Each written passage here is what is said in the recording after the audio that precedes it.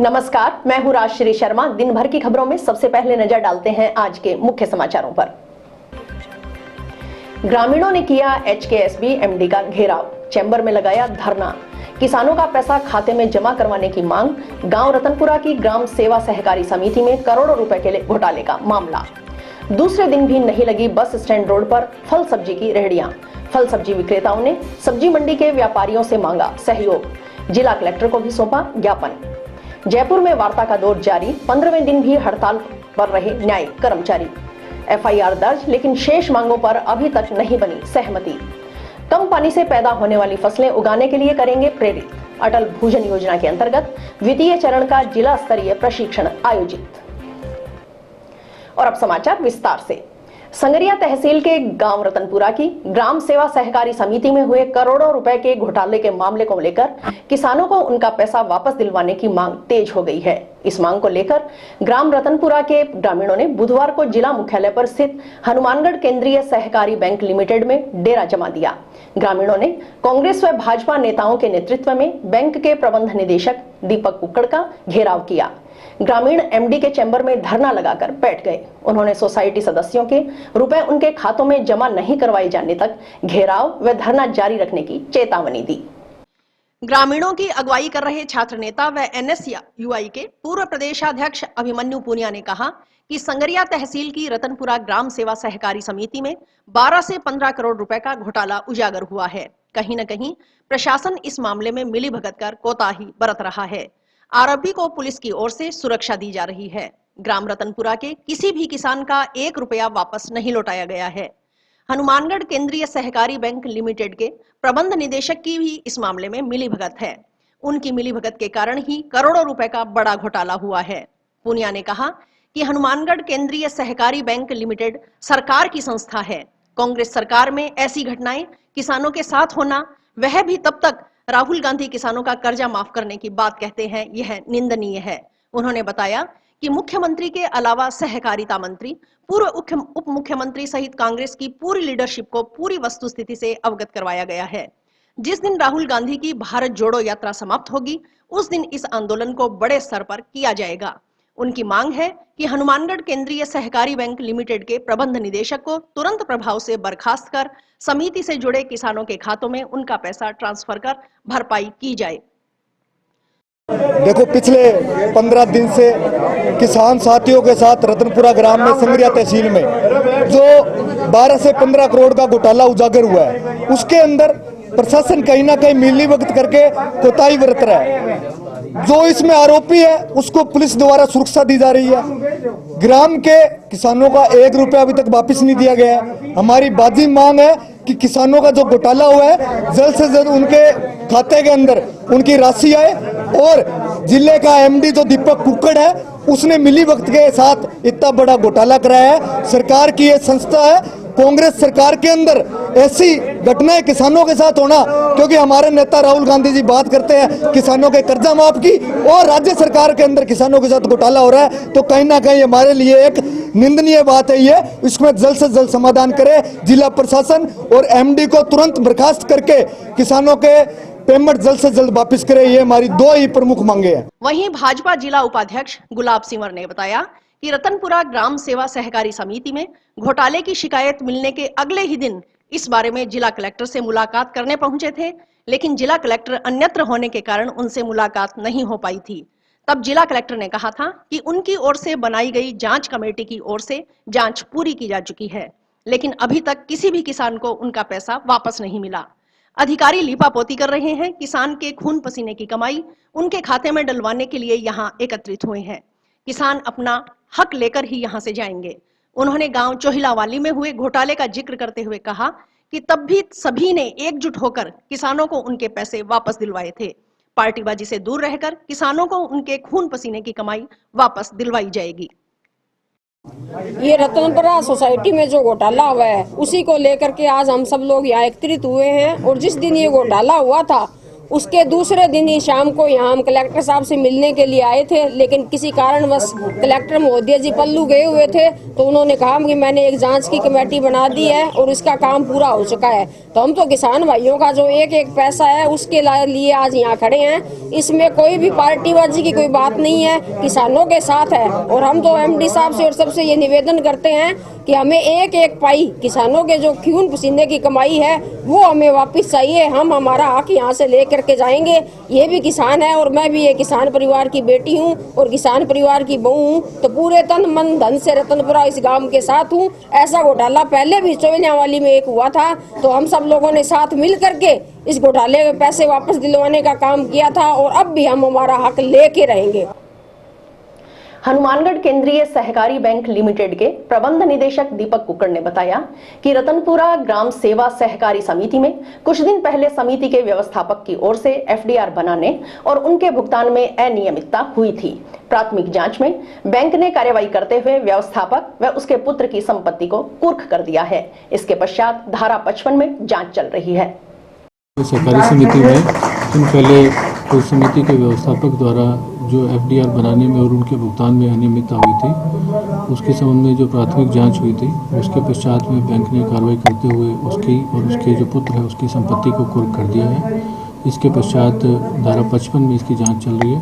Record लेने के लिए हमने जो राजस्थान सहकारी सोसाइटी अधिनियम के अंतर्गत न्यायालय में अपनी एप्लीकेशन उसमें दे दी है। जो बैंक स्तर से जो भी उचित कार्रवाई है वो की जा रही है। इसके संबंध में अपनी राशि की जो मांग अविलंब मांग को लेकर के गाँव वासियों द्वारा आज बैंक में धरना दिया जा रहा है। कब तक किसानों के पैसे वापस कर दिए जाएंगे?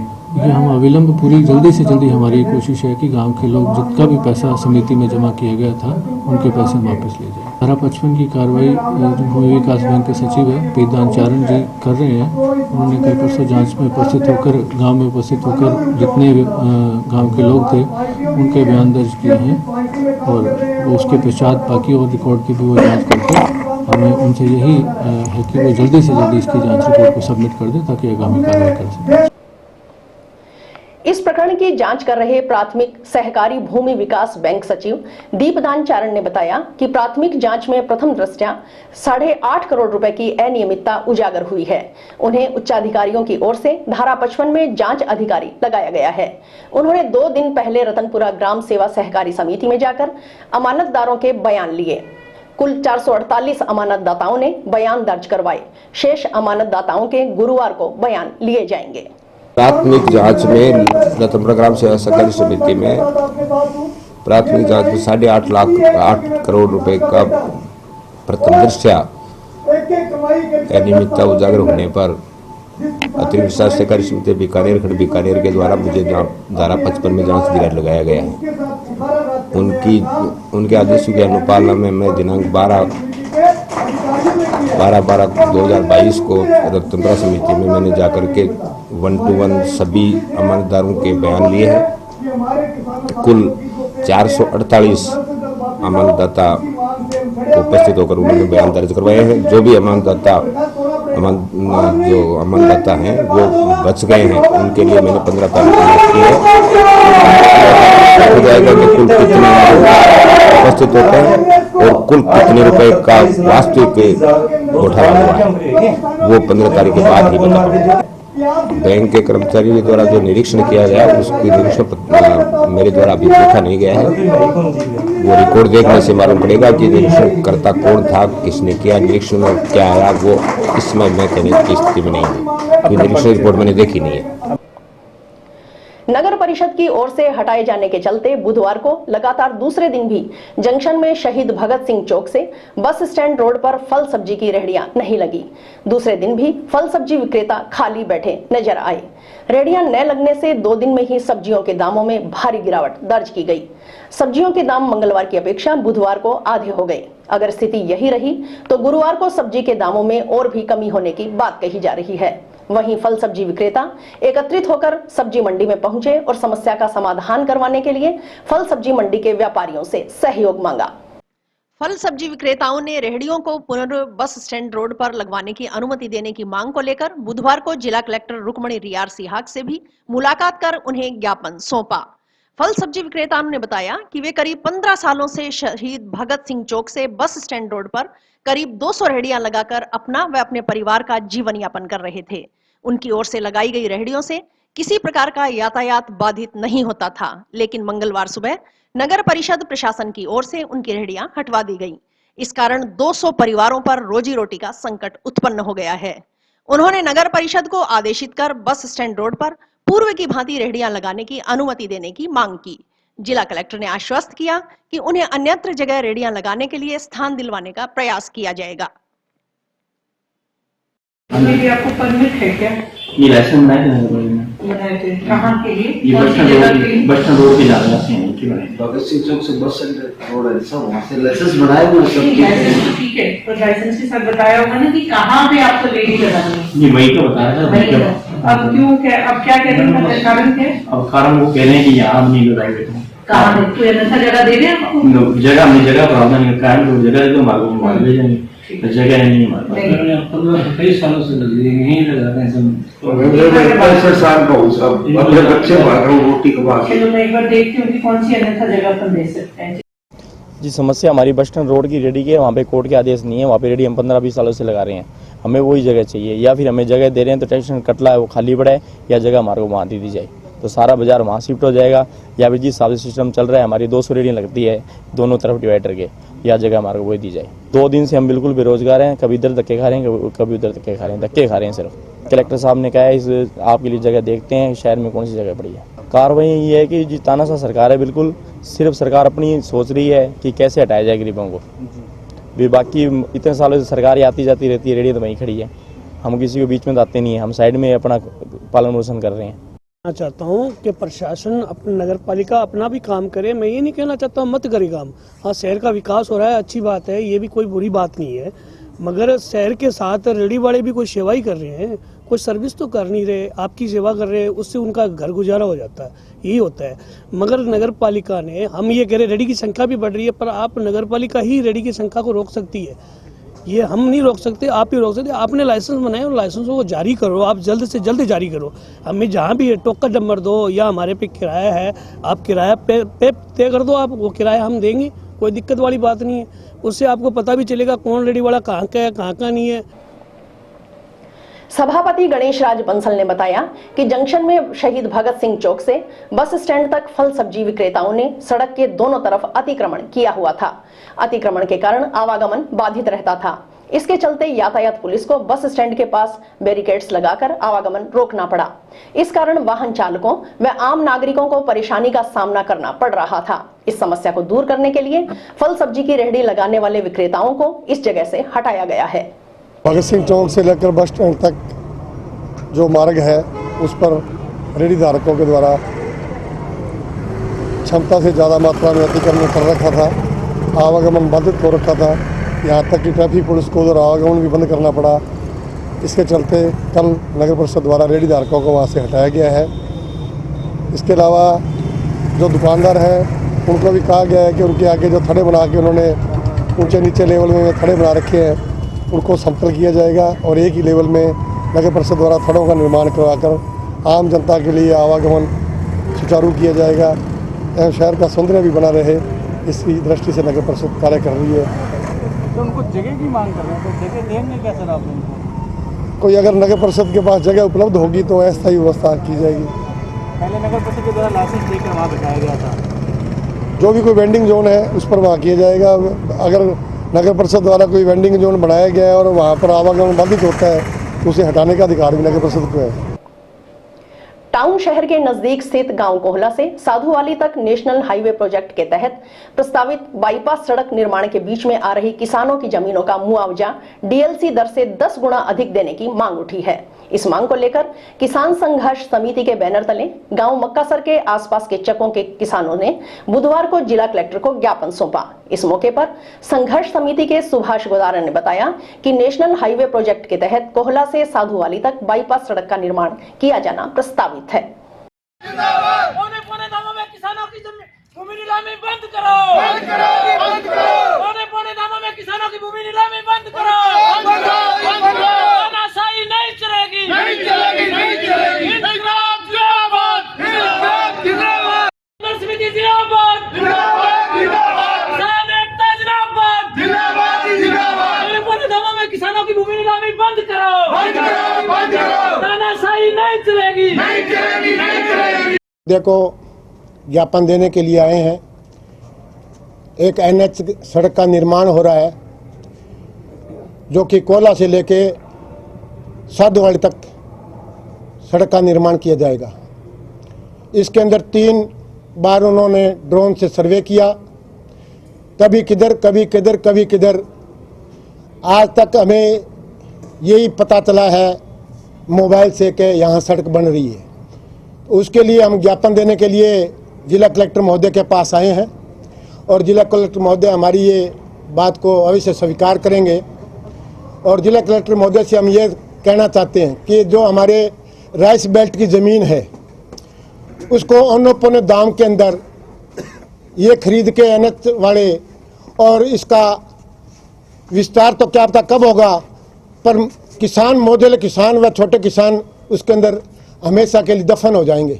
इसलिए हम नम्र निवेदन करते हैं हम कलेक्टर महोदय से कि हमारी मांगों के अनुरूप अगर वहाँ किसी तरह का निर्माण किया गया तो किसान उस बेशकीमती ज़मीन को नहीं देगा, अन्यथा हमें एक बड़ा आंदोलन चलाना पड़ेगा जिसके अंदर भागीदारी सरकार होगी, न कि किसान होगा।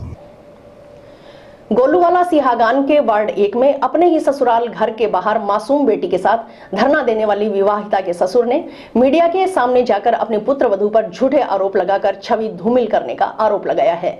उन्होंने आरोपों को सिरे से नकारते हुए पुत्र वधू के सभी आरोपों को झूठा बताया। गोलूवाला सिहागान के वार्ड 1 निवासी ओम प्रकाश सोनी ने बताया कि 8 दिसंबर को उसकी बेटी की शादी थी। इससे पहले 6 दिसंबर की शाम को उसके बेटे की पत्नी कंचन अपने पीहर से उनके घर के बाहर आई, शोर शराबा किया, गली में धरने पर बैठ गई। कंचन 1.5 साल से अपने मायके बैठी थी। ओम प्रकाश सोनी के अनुसार उन्होंने अपनी पुत्र वधू कंचन को कभी घर से नहीं निकाला, न कभी दहेज के लिए तंग परेशान किया। ओम प्रकाश सैनी ने बताया कि उनकी छवि धूमिल हुई है, वे न्याय के लिए न्यायालय का दरवाजा खटखटाएंगे।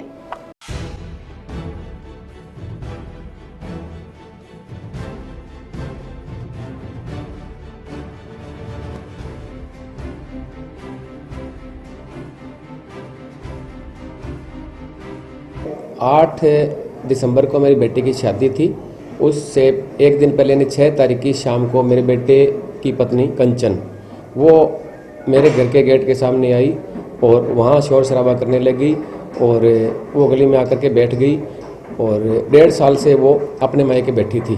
3.25 साल की शादी थी, उसके अंदर 12 महीने पहले बैठ गई और 3 महीने पहले बैठी और 1.5 साल से अब से अपने मायके बैठी थी। उसके अंदर हमने उसको कभी घर से बाहर नहीं निकाला और अभी भी हमने कभी उसको कोई अपशब्द नहीं किए, कोई अच्छा बुरा नहीं, कोई भी दहेज की बात वो बोल रही कि दहेज मांगा, ये किया।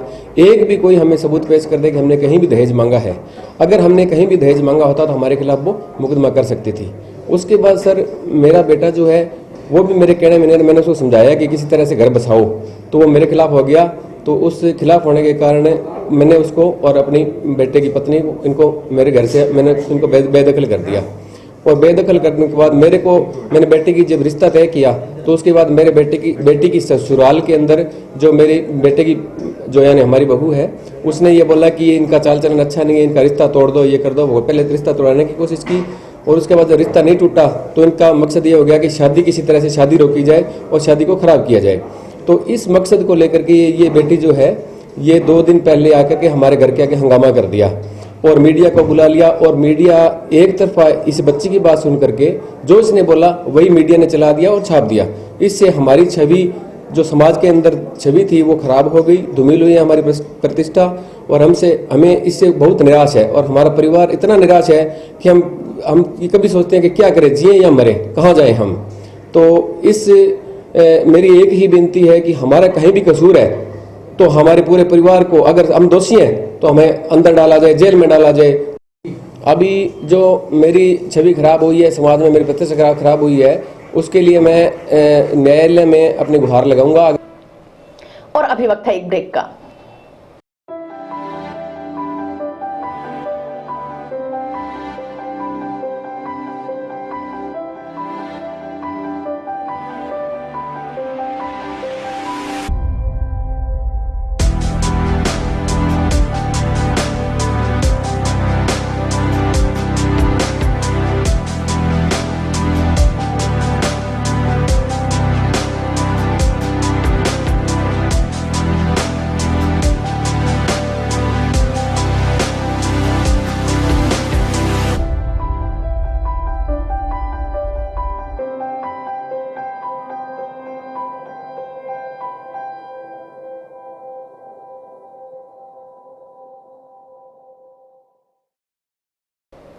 जयपुर के न्यायिक कर्मचारी सुभाष मेहरा की संदिग्ध परिस्थितियों में हुई मौत के मामले को लेकर न्यायिक कर्मचारियों का कार्य बहिष्कार बुधवार को 15वें दिन भी जारी रहा।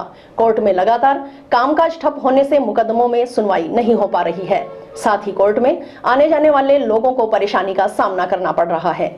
जिला न्यायिक क्षेत्र में हर दिन सैकड़ों मुकदमे प्रभावित हो रहे हैं। वहीं पीड़ित और गवाह कोर्ट में आ रहे हैं, लेकिन यहां कामकाज ठप होने से उनको परेशानी का सामना करना पड़ रहा है। जेल में बंद बंदियों की रोजाना सुनवाई नहीं हो पा रही है।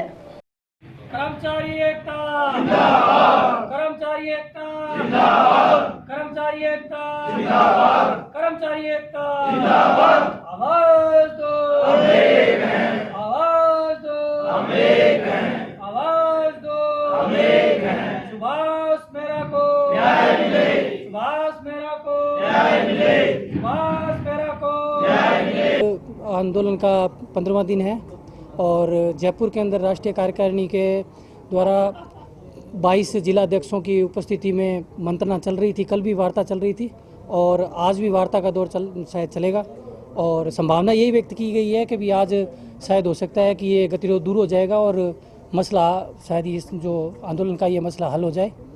संभावना यही है, लेकिन जब तक कार्यकारिणी हमें आदेश नहीं करेगी तब तक हम इस धरने से उठ नहीं सकते और ये आंदोलन इसी प्रकार चालू रहेगा और कार्यकारिणी के आदेश के अनुसार ये धरना समाप्त होगा।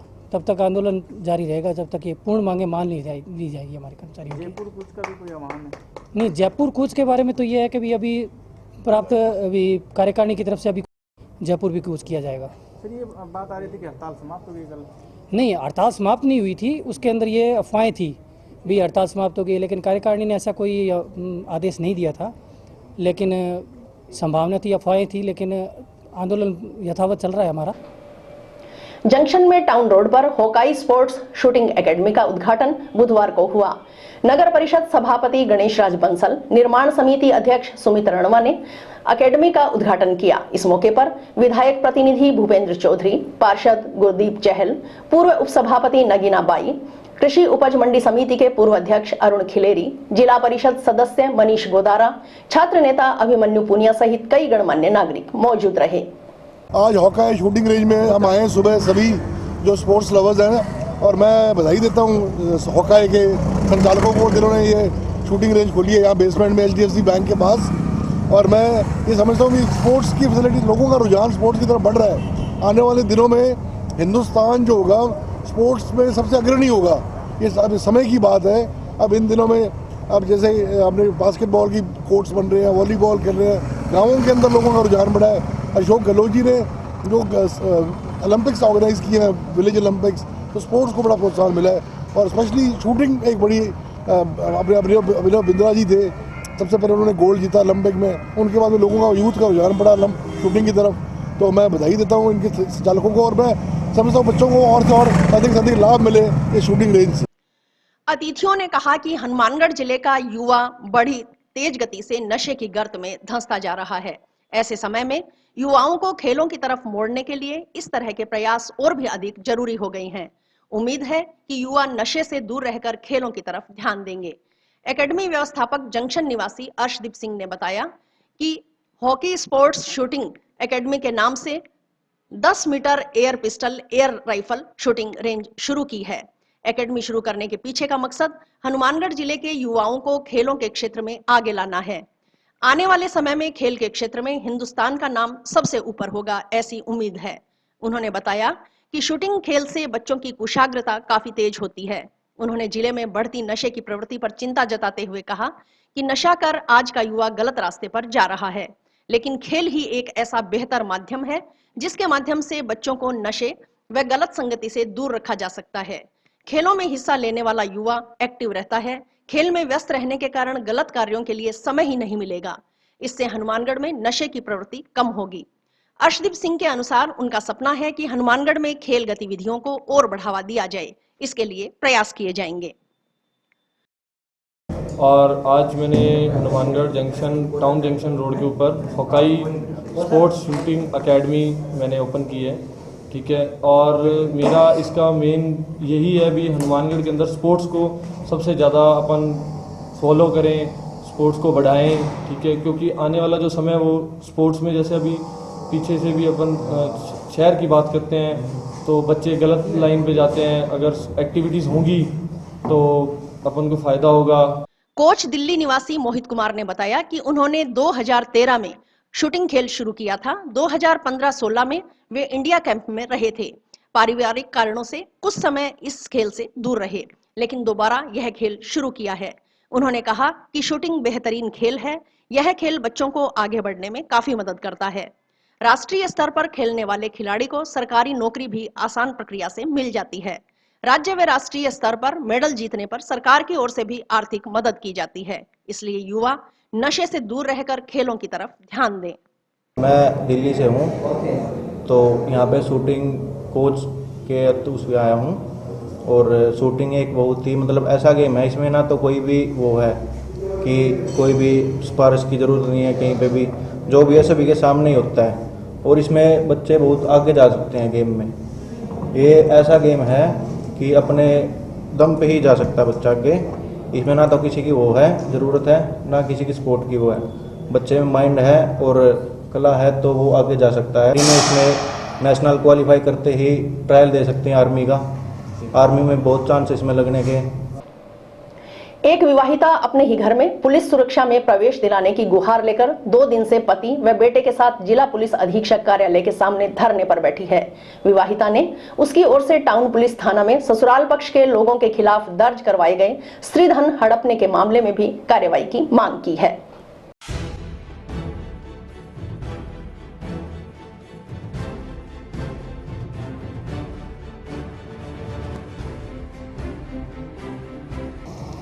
मेरा नाम राधा है और किशनपुरा ससुराल है मेरा। और मैंने 19/10 ने शालू बिजनोई है जी षड्यंत्र रच के बुला के और मैंने अरेस्ट करके ले गई आई। और तो जद की मैं 2 महीना हो गया दर दर की ठोकरा खाऊं, मैंने न्याय कौन मिलने लग रही हो।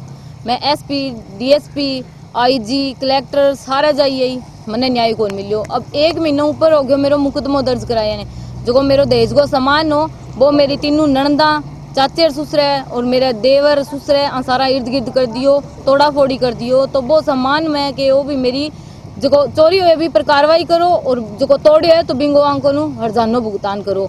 तो पुलिस वाला भी मेरे पर वही दबाव बनाया कि सामान जो जिसो भी मिले वो उठा ले और किराए मकान पर उड़ जा। मतलब मेरी कोई समझाई करे मैंने पर मेरी सुनाई कौन करे।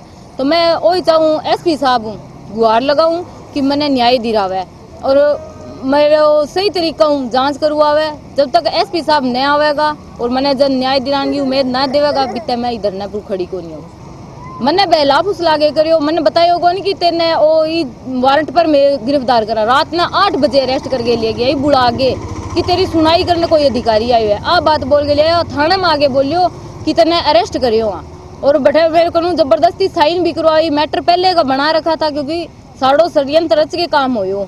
तो मैं भी पर साइन करया को नहीं, मेरे साथ थापा मुखी करी। फिर मैंने हॉस्पिटल में एडमिट करा दी और भी पर साइन है जगह पुलिस वाला ही कड़ी करे है। बाकी मेरा वह साइन को नहीं, फर्जी साइन करे फर्जी मैटर बनावा है। पर पुलिस वाला है नहीं, बांगा ऊपर पीसा दबाव है। वो मारकन पीसा है को नहीं, बांग पीसा को दबाव दी है, बांगी सुनाई हुआ है। परिवादी मैं हूँ लेकिन मैंने अपराधी बना दिया हर बारी। मेरे साथ मारपीट करी। मैं पहला दिन मुकदमा दर्ज कराने गई, मेरा मुकदमा दर्ज को नहीं हो भी। पहले मेरे काके दूसरे मेरे ऊपर कैमरा लगवा दिया।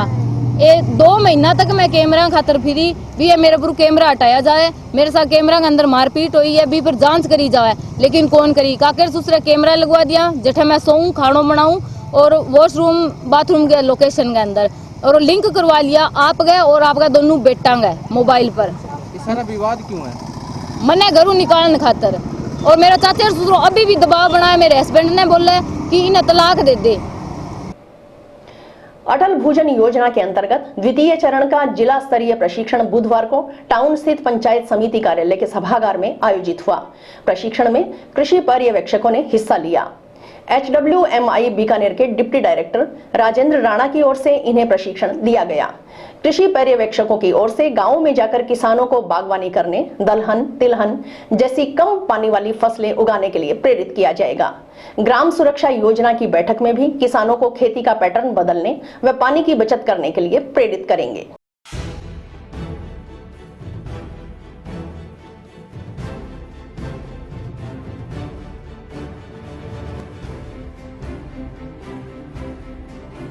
कार्य हैं उनको हम शामिल करें और किसानों को भी अवेयर करें कि इस प्रकार की फसलें में जो इनमें क्रॉप डाइवर्सिफिकेशन के थ्रू हम जो कैंप लगाते हैं उस प्रकार से हम अवेयर करें और इस प्रकार हम इसमें 40% राशि को हम दे सकते हैं। और लास्ट जो DLI 5 है, देते भूजल स्रोत की दर में सुधार, ये हमारा इम्पैक्ट असेसमेंट होगा कि हमने कितना सुधार किया है, भूजल स्तर की जो गिरावट थी उसको रोक दिया, उसमें कितना सुधार किया है। यदि हम उसमें पॉजिटिव हमारा रिजल्ट आता है 150 करोड़ रुपए की प्राप्त होगी। इसमें इसको ग्रिड पैटर्न पे देखा जाएगा, हर ब्लॉक में 10 वेल सिलेक्ट किए जाएंगे, उसके आधार पर उसकी मॉनिटरिंग होगी या फिजियोमीटर सिलेक्ट किए जाएंगे, जिससे ये डेटा संकलित करके पता लगाया जाएगा कि हमारी स्कीम आने के बाद में इसमें कितना सुधार आया है। उसी सुधार के आधार पर DLI 5 का जो पैसा है 150 करोड़ रुपए 15% राशि वो स्टेट को प्राप्त होगी। आज अटल भूजल योजना के अंतर्गत द्वितीय फेज की ट्रेनिंग की जा रही है जिला स्तरीय। ये हनुमानगढ़ जिले में 3 ब्लॉक अलॉट हुए हैं अटल भूजल योजना के अंतर्गत, और जिसमें टिब्बी है, संगरिया है एंड हनुमानगढ़ ब्लॉक है। तो आज ये जिला स्तरीय प्रशिक्षण है। इसमें मेन काम उद्देश्य जो है ट्रेनिंग का जल संरक्षण करना है। जो हमारा भूजल नीचे गिरता जा रहा है उसको रोकना है और ऐसी फसलें उगाने के लिए प्रेरित करना है जो कम जल लें और किसानों की आय भी बढ़े। हम देखते हैं कि कई बार हम ऐसी फसलें बोते हैं जो पानी बहुत लेती हैं, उससे इतना इनपुट भी नहीं निकलता उसे, तो आउटपुट कम आता है उसे। तो ऐसी फसलें उगाएं जैसे बागवानी करें या जो नई टेक्निक हैं, स्प्रिंकलर है, ये ड्रिप इरिगेशन है, वे अपनाएं ताकि पानी भूजल स्तर भी बना रहे और हमारी फसलें भी अच्छी हों। कई बार ज़्यादा पानी देने से सेम की समस्या भी होती है। तो ये मेन है वाटर मैनेजमेंट का कार्य है। अटल भूजल योजना इसी उद्देश्य से लागू की गई है। ये 1 अप्रैल 2020 से लागू की गई थी, जो कि 31 मार्च 2025 तक चलेगी। इसमें राजस्थान राज्य को शामिल किया गया है। कुल 7 राज्य हैं। राजस्थान राज्य में लगभग 1185 करोड़ रुपए बजट है, जो कि भारत सरकार द्वारा और वर्ल्ड बैंक द्वारा दिया गया है। और इसी के साथ समाचार समाप्त हुए। रोजाना देखते रहिए समाचार। नमस्कार।